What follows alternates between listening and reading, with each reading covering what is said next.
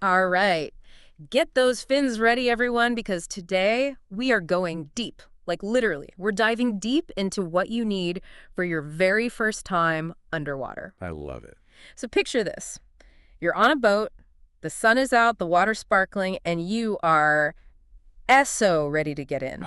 Yeah, But hold on just a sec. Before we get to the good stuff, we've got to gear up. absolutely. And you know what? Choosing the right gear can make or break your dive. It's that important. Okay, let's jump right in. First up, the diving mask. Seeing clearly underwater, that's got to be up there on the coolness scale, right? Absolutely. It's like stepping into another world, and a good mask is your window to all of it. So true. So what makes a mask, good? The seal, for starters. That's what keeps the water out. Mm? A leaky mask can totally ruin your dive. And when you're picking out a mask, pay attention to the lenses. Oh, yeah, good point. Some masks have one big lens and some have two smaller ones. Exactly. Single lens, dual lens, it's all about what you prefer. Single lens masks usually give you a wider field of view, though. But pro tip here, look for something called low internal volume. Low internal volume, huh? Now, I'm picturing a tiny submarine for my face, and I don't know how I feel about that. Haha, not quite. It just means there's less air inside the mask itself, so your eyes are closer to the lens, you see more, and it's clearer.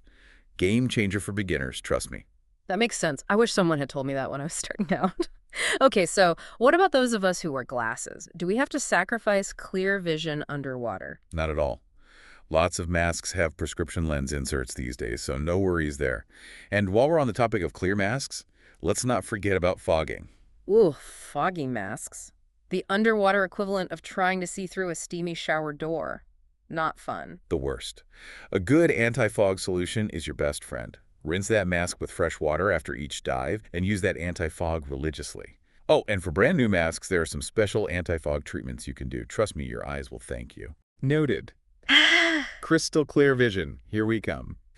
All right, next up is something that, I'll be honest, I thought was more for looks when I first started diving. I'm talking about the snorkel. Haha, I hear you. But yeah, the snorkel is way more than just a fashion statement. It's your best buddy up on the surface, saving you energy and air. No more lifting your head out of the water every 5 seconds to breathe. True. Plus, if you need to surface away from the boat, that snorkel is a literal lifesaver. 100%. Now, when you're looking at snorkels, comfort is key. You're going to have that thing in your mouth, so find a mouthpiece that feels good. And purge valves, lifesavers. Those make clearing out water so easy. Right. No one wants a mouthful of salt water. Yeah. Okay, so speaking of things you don't want while diving, let's talk about cold feet. Enter. Yeah. Dive boots. You got it. Dive boots are like a warm hug for your feet, which, let's be honest, nobody wants cold feet when they're diving. For real. Yeah. So what kind of boots are we talking about here? Well, you've got your boots with soles and your boots without. Boots with soles, those are your heavy hitters. Durable, protective. If you're walking over rocks or anything like that to get to your dive site, you'll want those. Underwater hiking boots. I like it. Hmm. So if you're not trekking over rocks, you can go soleless. Exactly. It's all about where you're diving. Now that we've covered seeing, breathing, and comfy feet, let's talk about how we actually move around down there. Fins. Yes. Fins. Fins are like underwater freedom. It's the closest I'll ever get to flying, probably. I know, right? And you'd be surprised how much tech goes into those things.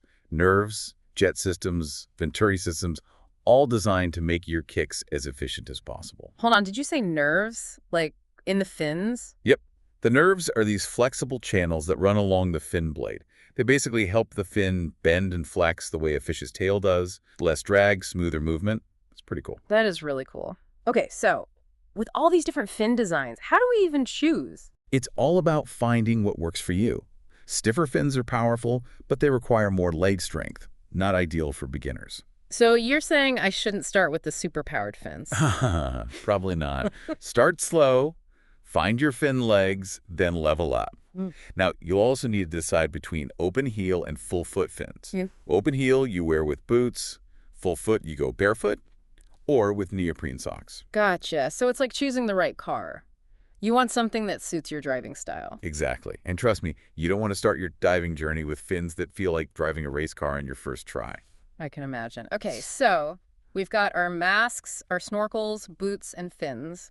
What about that last piece of gear, the one that always seemed a bit counterintuitive to me, the weight belt? The weight belt. Yeah, it does seem a bit strange at first. Why would you want to add more weight when you're trying to float around? Right. That's what I thought. It all comes down to this thing called neutral buoyancy. It's a game changer. It's like this, imagine being weightless, like an astronaut, but underwater. That's neutral buoyancy. You're not floating up, but you're not sinking down either. Ah, so you're perfectly You balanced. got it. And that's what the weight belt helps you achieve.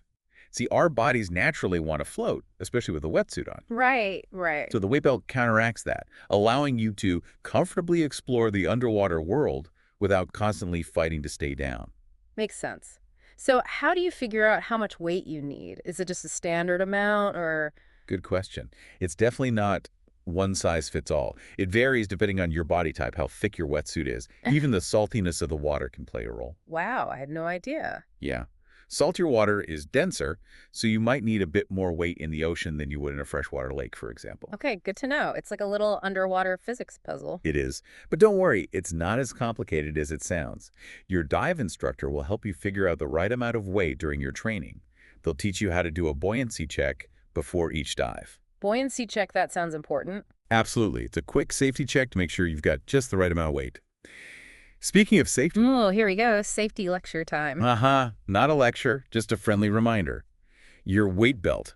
Make sure it has a quick release buckle. Quick release buckle. Got it. Why is that so important? Emergencies. Imagine you need to surface quickly. Maybe you're low on air or there's an issue with your equipment. That quick release buckle, it lets you ditch your weights instantly. With one hand, no hesitation. Crucial for a safe ascent. Wow, okay, that makes total sense. It's like that emergency stop button on a treadmill. You hope you never need it, but it's there for a reason. Exactly. And that brings us to the end of our essential gear checklist. We've covered a lot of ground today. Or should I say, water. We have masks, snorkels, boots, fins, weight belts. We've tackled it all. I'm feeling much more prepared for my next dive already.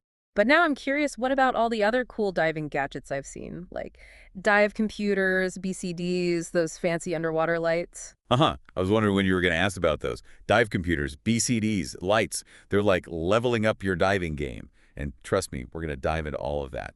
But we wanted to start with the foundation today, the essential gear that every diver needs. I love that. It's like the more you learn about diving, the more you realize there is to learn. It's true. It's a journey. But that's what keeps it exciting. There's always something new to discover, a new skill to master. And yeah, those other gadgets you mentioned, dive computers, BCDs, those open up a whole world of possibilities. Okay, now you've got me thinking about night dives and exploring shipwrecks. Right. Imagine seeing a shipwreck all lit up by your dive light. It's incredible. And those dive computers, they're like having a personal dive master right there on your wrist. I'm telling you, the more we talk about this stuff, the more I want to get back in the water. But I think we've got time for one more deep dive today. One more. What do you have in mind? I want to dive a little deeper into why we're so drawn to this whole underwater world in the first place. Oh, I like where your head's at. What is it about the underwater world that captivates us, that makes us want to gear up, dive in, and explore? Is it the peace and quiet down there, the feeling of weightlessness, or is it something else entirely? That's such a great question. And you know what?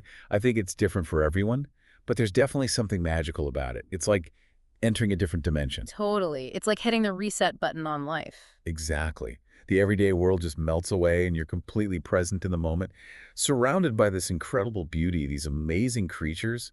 It's humbling, you know? It is. It makes you realize how vast and mysterious the ocean really is, and how much there still is to discover. Exactly. And that sense of wonder, that curiosity, that's what keeps us coming back for more. It really is. Well, I think we found our answer. We dive because it's an escape, an adventure, a chance to connect with something bigger than ourselves.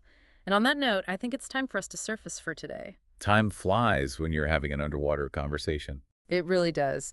A huge thank you to you for joining us today and for sharing your passion for diving with us. My pleasure. Always happy to talk about diving. And to all of you listening, thanks for coming along on this deep dive. We hope you learned something new and feel inspired to explore the underwater world for yourselves.